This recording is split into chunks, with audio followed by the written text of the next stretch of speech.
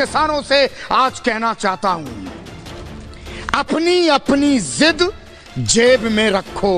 अब ये लोग किसानों को भड़काकर एक बार फिर देश के खिलाफ बड़ी साजिश का प्लान तैयार कर रहे हैं। इस आंदोलन में वर्तमान भारत के टुकड़े टुकड़े गैंग की एंट्री अब हो चुकी है। मैंने कहा दिखाओ, मैं दिखा रहा हूँ। बताओ दिल्ली में एमएसपी खत्म हो रही, कहाँ है वो नोटिफिकेशन में मुझे दिखाओ, मैं यही खड़ा हूँ। वरना ये मानो कि टाइम्स नाउ झूठ रहा है, तब फिर झूठ क्यों बोल रहे हो? लेकिन मैं आपसे, क्या आप जिस सड़क पर चलकर दिल्ली तक आए सरकार से बात करने के लिए, वो सड़क क्या आपने बनाई? तो बेसिकली इनका दर्द वही है जो चौराहे पे बैठे हुए उन मंचलों और गुंडों का होता है। ये है गोदी मीडिया की सच्चाई।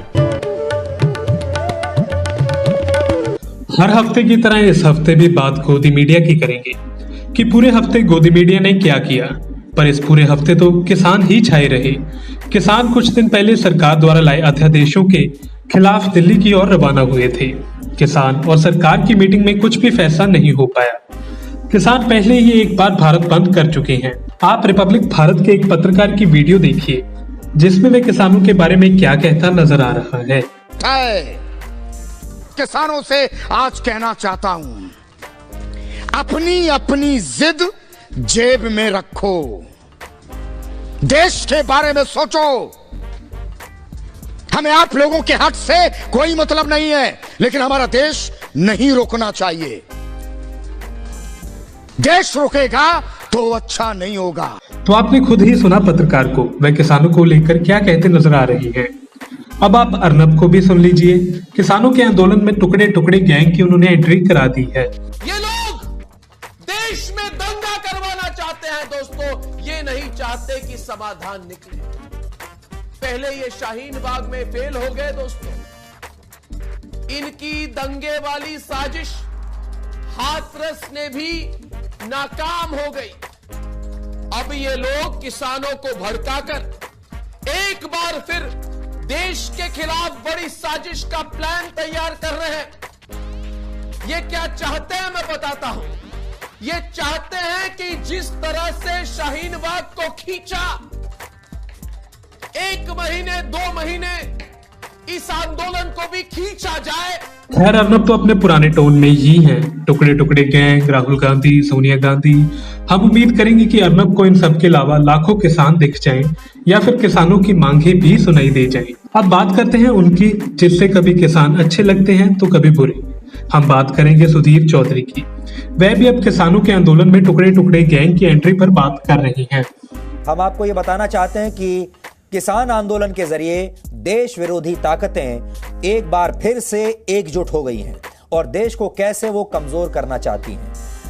हक के लिए चलाए जा रहे एक आंदोलन में अचानक टुकड़े टुकड़े गैंग, जेएनयू गैंग, अवार्ड वापसी गैंग और अर्बन नक्सलियों की एंट्री कैसे हो गई, ये समझने के लिए आपको इतिहास में थोड़ा सा आज पीछे जाना होगा। देश का किसान सड़कों पर आंदोलन कर रहा है और किसानों की क्रांति को कमजोर करने के लिए इस आंदोलन में वर्तमान भारत के टुकड़े टुकड़े गैंग की एंट्री अब हो चुकी है। अब आप इन महाशय को भी सुन लीजिए, कैसे वह सरकार की फेवर करते नजर आ रही है किसानों के आंदोलन को लेकर। अब आज की तारीख में क्या कहा जा रहा है कि तीनों बिल ही हटा लीजिए, वापस ले लीजिए, क्योंकि ये किसानों के खिलाफ है। और आज भी जब किसान बात करने के लिए गए तो सरकार ने जो खाने का अरेंजमेंट किया था उसमें से नहीं खाया, अपना खाना लेकर गए, जमीन पर बैठकर खाया। आप मैसेज क्या देना चाहते हैं मुझे ये बताइए। क्या आप जिस सड़क पर चलकर दिल्ली तक आए सरकार से बात करने के लिए, वो सड़क क्या आपने बनाई? वो भी तो सरकार ने बनाई होगी। अगर सरकार का बॉयकॉट कर रहे हैं तो सड़क पर चलकर नहीं आते, फिर उड़कर आते। हाल ही में हमने देखा कि गोदी मीडिया के पत्रकारों को किसानों ने कैसे भगाया। विपक्ष के नेता भी कम नहीं है। आम आदमी पार्टी के नेता संजय सिंह के पास टाइम्स नाउ के पत्रकार पहुंचे तो संजय सिंह ने उल्टा उनसे सवाल कर दिए, जिससे वह परेशान हो गए। 3-4 झूठ बोला, तुमको पकड़ा सीधे में। कैसे मैंने आपको स्टेटमेंट कैमरा लगा के बात करो। मैंने आम आदमी पार्टी का स्टेटमेंट ऐसे मत करो, कैमरा लगाओ, आईडी लगाओ, कैमरा लगा के तो अभी तो आईडी लगाओ ना। कैसे लगा दी? खेल मत खेलो, लगाओ आईडी। खेल नहीं खेल रहे सर, झूठ बोल रहे हो तुम। सर आप भी आपका चैनल झूठ बोल रहा है। कैसे आपके, मैंने कहा दिखाओ, मैं दिखा रहा हूँ। बताओ दिल्ली में एमएसपी खत्म हो रही, कहाँ है वो नोटिफिकेशन में मुझे दिखाओ, मैं यहीं खड़ा हूँ, वरना ये मानो कि टाइम्स नाउ झूठ रहा है। तब फिर झूठ क्यों बोल रहे हो? लेकिन मैं आपसे एक चीज जानना चाहता हूँ, तब झूठ क्यों बोला तुमने? तुमने कहा तीनों कानूनों को नोटिफाई कर दिया यहाँ पे, आपने ये बोला।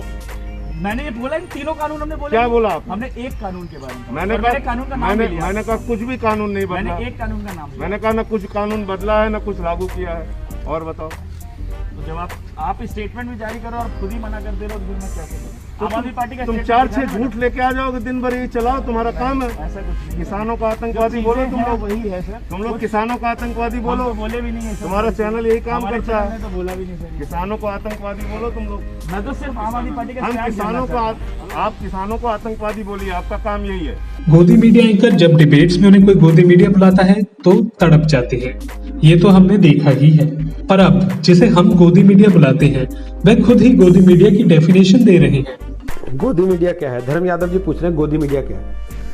तो भाई गोदी मीडिया की परिभाषा आप लोग को जाननी है, तो चलो मैं आज गोदी मीडिया की परिभाषा बताता हूँ। आप सब लोग भाई जहाँ भी मोहल्ले में, कॉलेज में पढ़ते होगे, आसपास में गली मोहल्ले में रहते होगे, आप देखते होगे ना कुछ बदमाश टाइप के लड़के होते हैं, हर समय चौराहे पे बैठे रहते हैं और हमेशा उनकी नज़र जो है वहाँ आसपास मोहल्ले में रहने वाली तमाम लड़कियों पे होती है। उन गुंडों को जो लड़की पसंद आ जाती है उसको तो वो कह देते हैं ये सबकी भाभी है जी, इसका सब सम्मान करो। और वो अगर मना कर दे कि नहीं भाई मेरे को तुम्हारी दोस्ती पसंद नहीं है, तो वो उसको आवारा बदचलन घोषित कर देते हैं और वहाँ दीवारों पे जा जाके उसके खिलाफ लिख देते हैं। तो इस समय की स्थिति यही है कि जिन राजनीतिक पार्टियों की गोद में हम नहीं बैठे, वो दीवारों पे जा जाके लिखेंगे कि गोदी मीडिया गोदी मीडिया। उनका कहना हमारी गोद में बैठ जाओ, नहीं तो हम तुम्हें बदनाम कर देंगे कि तुम बदचलन हो। तो बेसिकली इनका दर्द वही है जो चौराहे पे बैठे हुए उन मंचलों और गुंडों का होता है। ये है गोदी मीडिया की सच्चाई। इन्हें हम गोदी मीडिया क्यों कहते हैं ये आप इन उदाहरणों से समझ जाएंगे। देश में कोरोना वैक्सीन तैयार होने जा रही है। इससे पहले मोदी जी भी वैक्सीन का जायजा लेने गए थे। अब एबीपी न्यूज के इस ग्राफिक को देखिए, क्या लिखा है वैक्सीन गुरु और साथ मोदी जी की फोटो, और वीडियो में क्या कह रही हैं आप ये भी सुनिए।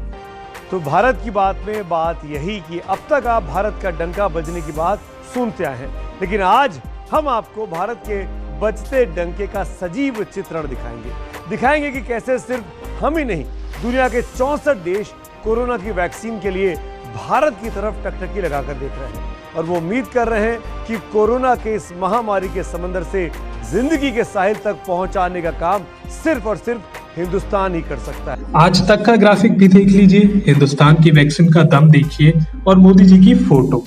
हिंदुस्तान की वैक्सीन का दम देखने के लिए आज दुनिया के 64 देश हैदराबाद पहुंचे।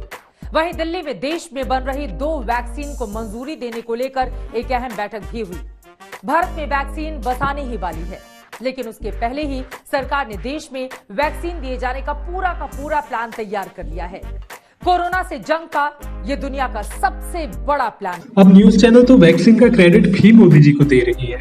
उनका क्या, जिन्होंने अपनी नींदें खराब कर दिन रात मेहनत कर वैक्सीन तैयार की। अगर न्यूज चैनल नहीं तो कम से कम हम तो उनको सलाम करते हैं और किसानों के जज्बे को भी सलाम करते हैं। गोदी मीडिया को अब तक तो समझ आ जाना चाहिए कि देश में क्यों उनका विरोध बार बार हो रहा है। हम सवाल सरकार से करते हैं और मीडिया की आलोचना भी वह हम करते रहेंगे। Bureau report, Punjab today TV. If you like our channel, please subscribe, and to get notifications about news, please click the bell icon.